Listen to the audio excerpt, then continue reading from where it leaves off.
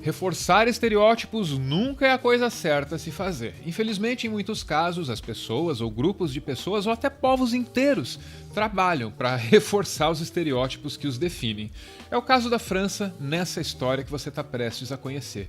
Quando você pensa na França, você pensa, entre outras coisas, em sofisticação e em gastronomia.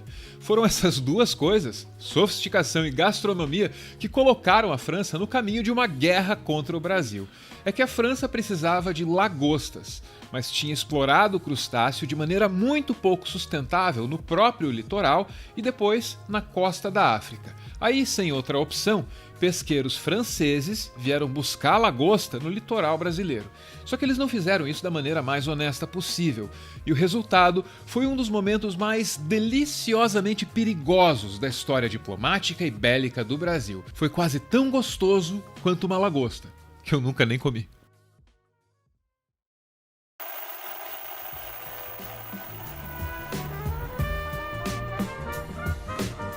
Nos anos 60, a exportação anual de lagostas fazia girar 3 milhões de dólares por ano, o que, considerada a inflação e a cotação atual do dólar, daria uns 65 milhões de reais nos dias de hoje.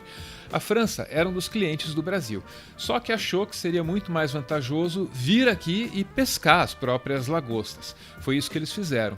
Inicialmente, os franceses pediram e conseguiram uma autorização para fazer pesquisas no litoral brasileiro. Acontece que os pesquisadores franceses capturavam toneladas e mais toneladas de lagostas. A Marinha Brasileira descobriu e cassou a licença imediatamente.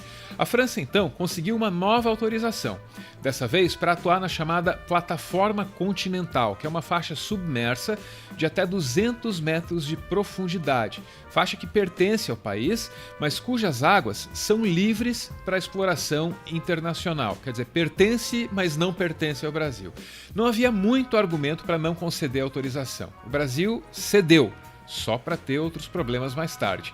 É que um navio francês foi visto capturando lagostas de novo. Aí a Marinha foi lá com uma corveta chamada Ipiranga e expulsou o pesqueiro francês. A partir desse momento, a coisa fica muito séria e depois muito engraçada.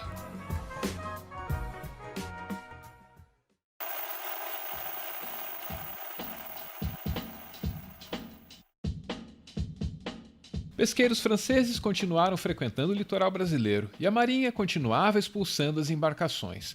No auge das tensões, o presidente brasileiro, Jânio Quadros, fez com que tropas brasileiras se preparassem para invadir e anexar a Guiana Francesa em retaliação. Só que aí ele renunciou e quem assumiu a presidência foi João Goulart, que foi meio permissivo com os franceses.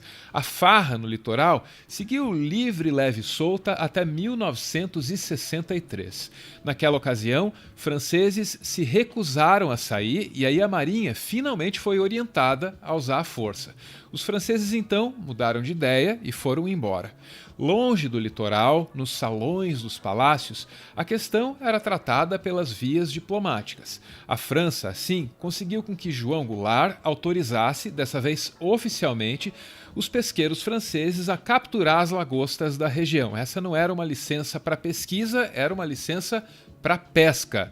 Os pescadores do Nordeste brasileiro protestaram contra isso e aí o governo voltou atrás. Os franceses então ficaram revoltados, fizeram pressão no governo deles, e aí foi nessa ocasião que o líder francês Charles de Gaulle disse, ou provavelmente não disse, que o Brasil não é um país sério.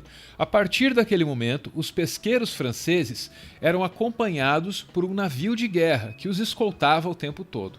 O Brasil, então, mobilizou boa parte da sua frota para proteger o litoral nordeste. Nessa foto, as Forças Armadas Brasileiras usam um Boeing para sobrevoar o navio de guerra francês Tartu.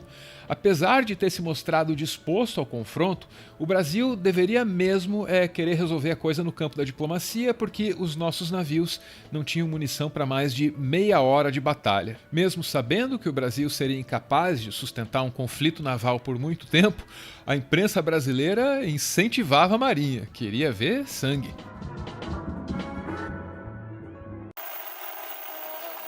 Que menos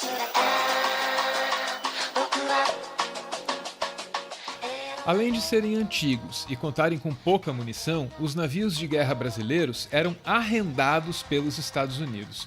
Isso colocava o país numa posição muito difícil. É que o contrato de arrendamento desses navios tinha uma cláusula proibindo o país de usá-los contra aliados dos Estados Unidos, o que incluía, de maneira inequívoca, a França. A diplomacia francesa desconfiava, ou então dizia desconfiar, que os Estados Unidos, por debaixo dos panos, estavam ajudando e encorajando o Brasil naquilo que, àquelas alturas, já era chamado de a Guerra da Lagosta. É possível, se não provável, que os franceses tenham pressionado os Estados Unidos a censurar o Brasil, e foi isso que aconteceu. Os Estados Unidos enviaram um comunicado ao Brasil determinando que os navios voltassem às suas bases, evocando aquela cláusula humilhante do contrato que basicamente transformava a Marinha brasileira numa espécie de extensão da Marinha dos Estados Unidos. O Brasil aí deu de ombros. A coisa estava mesmo prestes a escalar e o conflito já parecia inevitável. A comunidade internacional, então, incentivou Brasil e França a resolver a coisa toda no campo da diplomacia.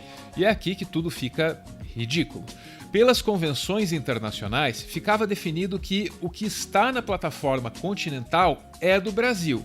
Já o que não está pode sim ser explorado por qualquer país.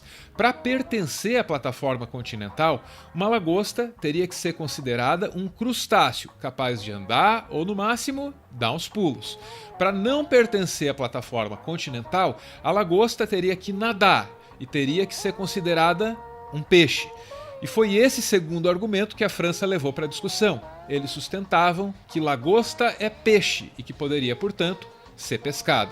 A comitiva brasileira era liderada pelo almirante Paulo de Castro Moreira Silva, um dos maiores oceanógrafos do Brasil.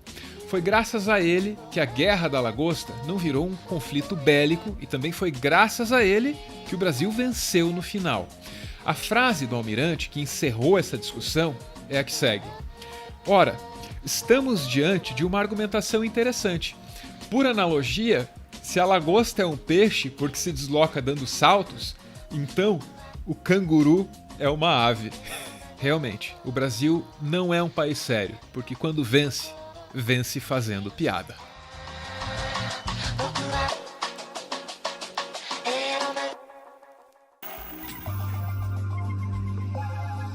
Se a vida tá difícil no asfalto, imagina na favela, onde pode faltar até água e sabão para a mais básica das higienes, onde falta até espaço para garantir um isolamento adequado.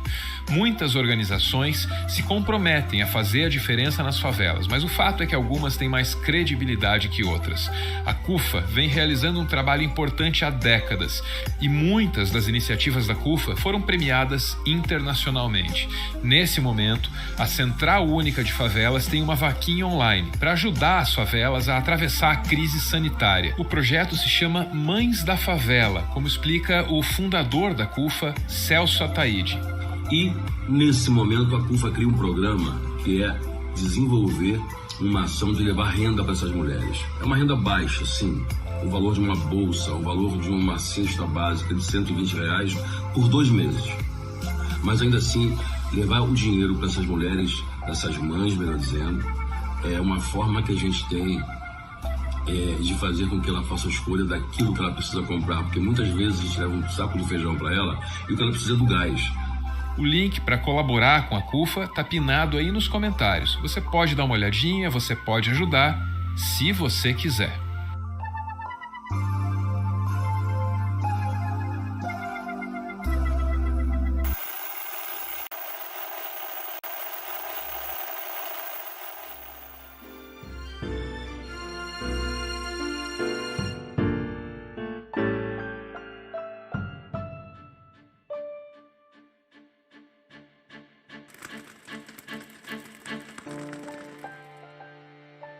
Muito obrigado por ver esse vídeo até o final. O Meteoro é mantido graças a uma campanha de financiamento coletivo. Quem participa aparece aqui no finalzinho para receber o nosso agradecimento e para homenagear quem mais ama. É o caso do Juliano, que aparece junto com as pessoas mais importantes da vida dele. Diz o Juliano: algumas das fotos que mais amo, com as pessoas mais importantes da minha vida. Não existem palavras que resumem o que sinto por vocês. Dedico a todos este poema do Vladimir Mayakovsky. Não acabarão nunca com amor. nem as rusgas, nem a distância. Está provado, pensado, verificado. Aqui levanto solene minha estrofe de 1000 dedos e faço juramento. Amo firme, fiel e verdadeiramente. Beijo, gente. Valeu!